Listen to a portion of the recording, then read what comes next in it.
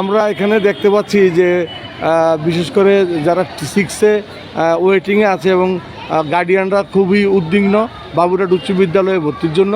তারা অনেকেই এখানে অপেক্ষা করছেন। আমি কয়েকজন গার্ডিয়ানকে জিজ্ঞেস করব যে বিষয়টি কি জানতে চাইব। আপনাকে কি বলেন? আমি দৈনিক ছাত্রকণ্ঠের সাংবাদিক। ওয়েটিংয়ে আছি। হ্যাঁ, এখন বলছে ভর্তি নিব, এখন কই এখনো ভর্তির সম্ভাবনা দেখি না।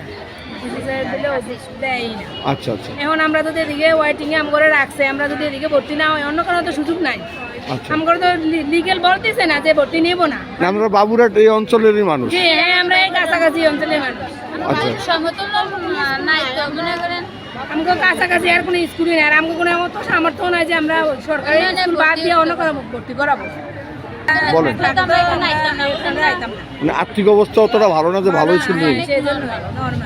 আচ্ছা, আমরা দেখতে পাচ্ছি, আমি দৈনিক ছাত্রকণ্ঠের মাধ্যমে দেখাতে যাচ্ছি যে অনেক গার্ডিয়ান, এখানে অনেক গার্ডিয়ান উপস্থিত হয়েছেন যারা মানে খেটে খাওয়া মানুষ এবং বাবুরহাট উচ্চ বিদ্যালয়ে তাদের ভর্তি না করেনি নাই 6-এ। এখন এখানে প্রায় 220 জনের মতো ছাত্রছাত্রী ভর্তি হতে পারছেন না, তাই খুব অসহায়ত্ব প্রকাশ করছেন। সেখানে আমি ভাই আপনি বলেন যে আপনার ছেলে না মেয়ে?